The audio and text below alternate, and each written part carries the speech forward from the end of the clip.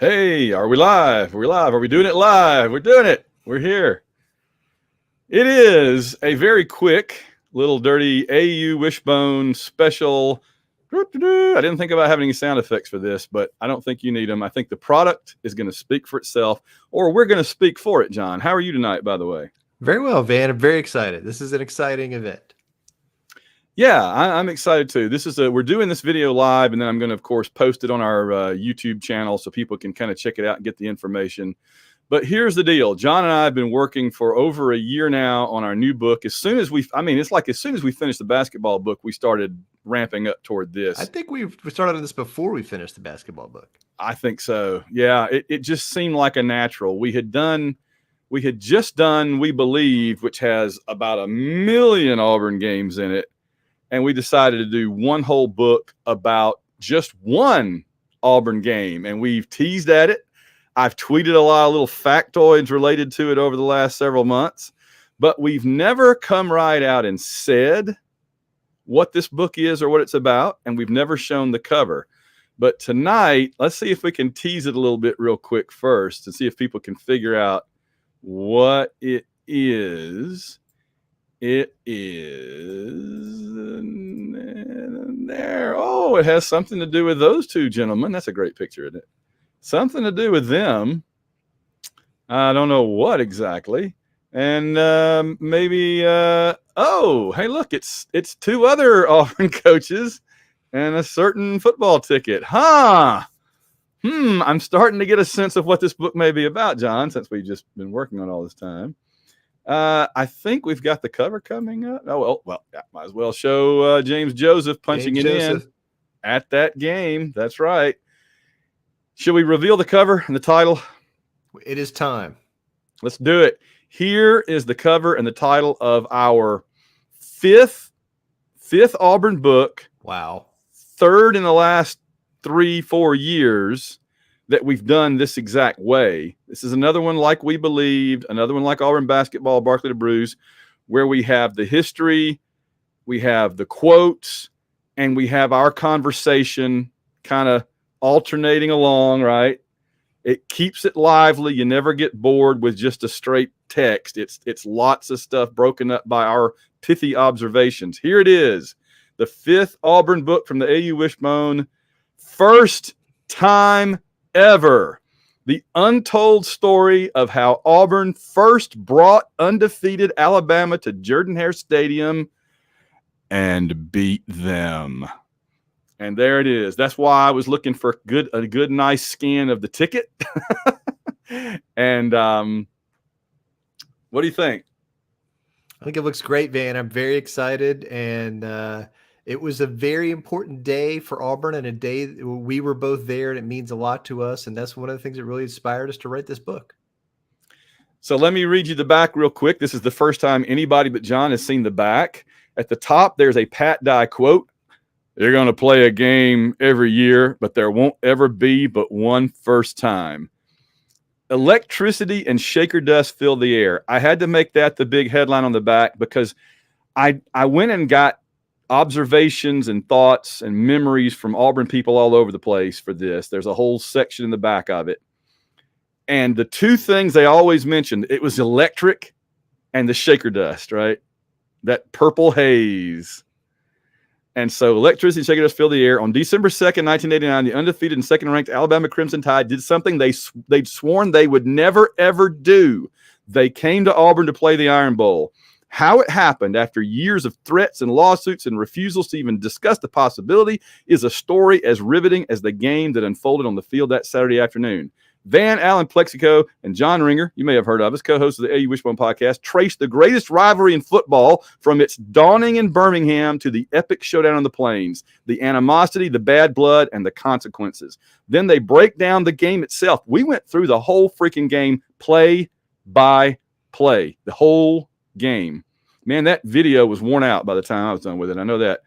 How and why, from Tiger Walk to Toomer's Corner. I say from Tiger Walk to Toomer's Corner and beyond, it really starts days before that. We have the entire week in there, the whole season in there, basically. Well, I was going to say, it really starts the first time we ever play Alabama.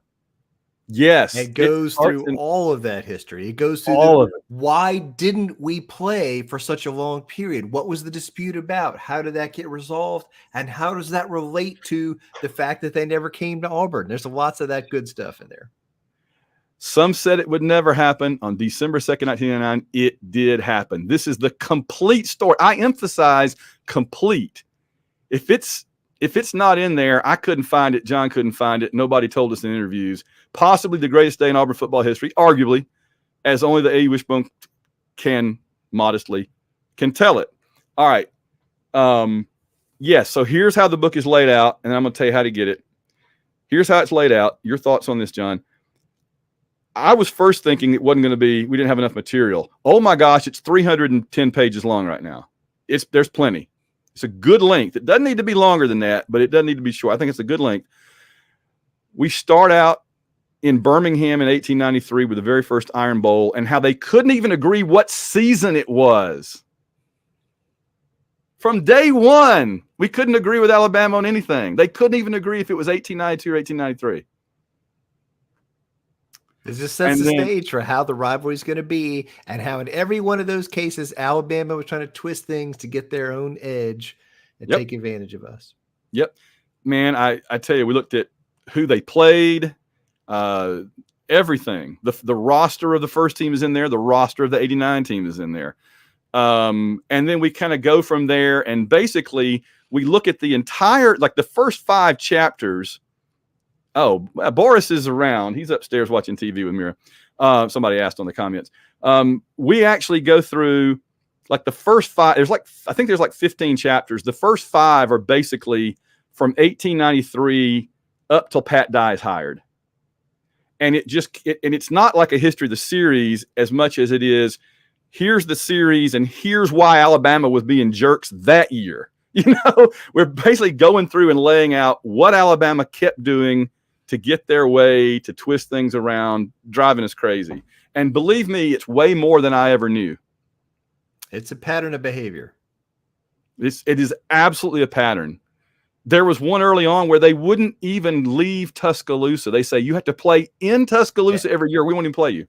This won't shock anyone, but they literally said, we will never play a road game. Everyone must come here to Tuscaloosa to play us. Yeah. And they ended up having to shut the program down for over a year when they did that because nobody would. That I believe that chapter is called Tuscaloosa is a Bit Lacking. I love the chapter titles of this book just make me so happy because every one of them is a quote that somebody said, like a couple are David Housel quotes.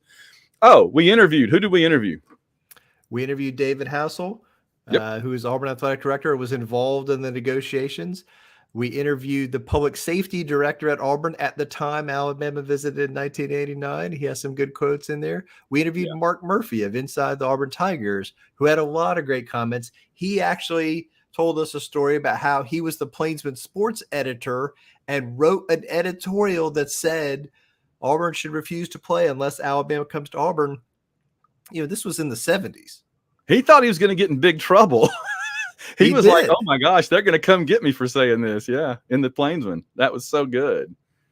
But yeah, I mean, and I love talking to Mr. Prather, I believe the public safety director, because he was saying how they really didn't know how the Alabama people were going to act. And they didn't know like exactly what to do as far as they were playing it all by ear because there'd never been, the Alabama people down in mass on our campus before. It was like aliens landing or something. That's how it always seemed to me. So it's going to have everything in it. So like the first third gets you up to Pat Dye. The second third pretty much is the build up to the game, like negotiating, arguing, lawyers, Pat Dye, Bobby Louder, Red Blunt of Alabama, of Blunt Construction Engineering that built everything. Blunt comes in to the very first meeting with Louder, and Blunt says, let's just get this out of the way up front. Alabama will never come to Auburn to play a football game. And Bobby Louder's like, well, that was that, boys. And so, he basically said, well, then you'll have to forfeit, enjoy that L, enjoy that forfeit.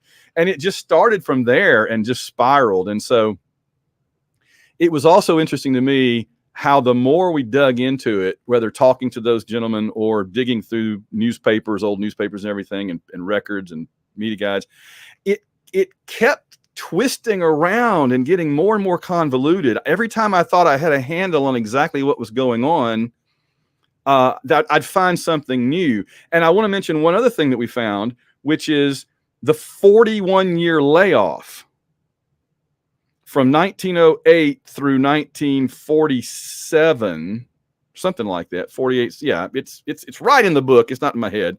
There was like a 40-year period where we didn't play each other at all, and all the negotiations just to restore that, which are actually the negotiations to end the 40-year layoff that ended in 1948 are the root of why they played in Birmingham and not in Auburn.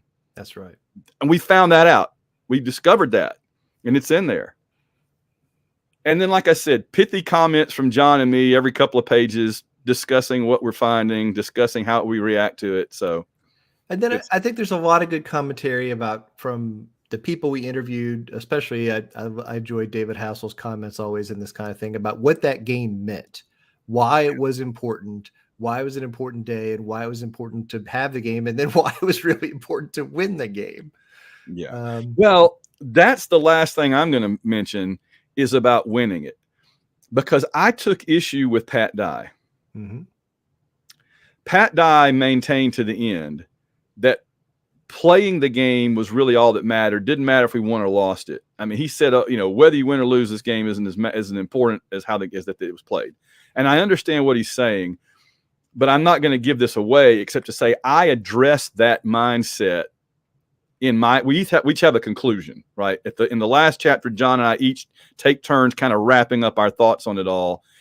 And I basically lay out my argument why it really did matter who won. I think it mattered a lot who won. And so I leave it to you folks to read the book and let me know what you think about that, because that's my little closing argument. So any last thoughts or observations about it, and then I'll tell people how to get it. I'm going to hang around here. I'm going to give you one more little teaser, something to get you interested in this book. Are you ready? Mm-hmm, mm-hmm. We interviewed David Hassel, who at the time was the athletic director, and he told us a story about how the day of the game, when the Alabama buses pulled into the stadium, he was standing at the visitor entrance where the buses pull in on that side of the stadium, and they pulled in, and the security guard closed the gate behind him, and David Hassel took the chain and the lock from the security guard, and he put it on that gate, and he locked it, and then he looked around and said, "Now they're locked in here with us." Yes, that's so good. That's so good. That's so good. I'm going to tell you a tidbit I found that I was just adding to, because I'm doing final edits on the book right now. It'll be ready by the time the Kickstarter is over.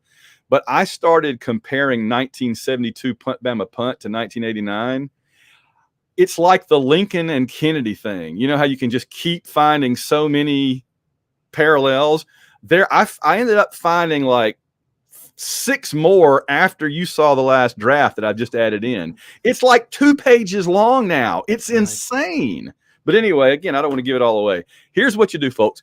Here's the deal. This book will be on sale in like Amazon and available in Barnes & Noble and bookstores and stuff next year in 2024, probably in the spring or something. And of course, John and I'll try to do another event at the bookstore, like maybe in the summer or the fall or something. But here's the deal. If you want it before Christmas, we are launching a Kickstarter. It just went live a few minutes ago. And I'll post the link in the YouTube thing. If you go to, if you are a patron, I sent it out earlier today, the link. I will also tweet it out. I'll make it very available. I can't really do it here on the air, but if you go to patreon.com and just search for AU Wishbone or Van Plexico AU Wishbone, or I guess go to Kickstarter and search for it. Yeah, go to Kickstarter and search for me. You should be able to find it. Or First Time Ever, 1989 Iron Bowl. And here's the deal. You can order, they'll all be signed. Everything we're offering here will be autographed by John and me, and we'll personalize it if you request it. And we've got the paperback copy, we got the hardcover copy, and then we've got bundles with our other 2 previous books. So you can get like the paper. I've got them all in different bundles on there. In fact, I can go ahead and show you. Yeah, here it is. Okay, hold on. Take me just 1 second. There it goes. Okay, so there's the Kickstarter. There's a little 3-minute video that John and I recorded the other day that kind of just gives you what we've just been talking about in a shorter version. We need to get to $800 by November 12. So help us out here. Make sure that this, if we don't get to 800 by November 12, then the book will not be available until next spring. That's how it goes.